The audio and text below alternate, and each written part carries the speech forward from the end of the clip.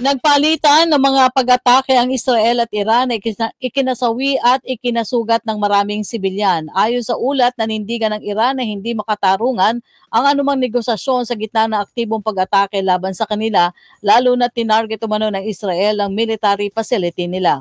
Samantala, inanunsyo ng Israel na inatake ng kanilang Air Force ang missile site sa gitnang Iran bilang bahagi ng kanilang kampanya laban sa nuclear at ballistic programs ng Tehran.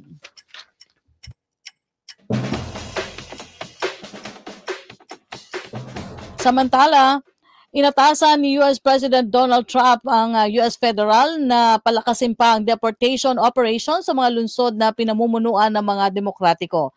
Ito ay kasunod ng malawakang kilos protesta sa Los Angeles laban sa immigration raids. Pinagtibay ni Trump ang paninindigan niya sa pagtuligsa at pagtatapon sa mga migrante na walang kaukulang dokumento. Dahil dito, nagpadala si Trump ng 4,000 National Guards at 700 Marines sa Los Angeles sa kabila ng pagtutol ng lokal at estadong pamahalaan sa deportation.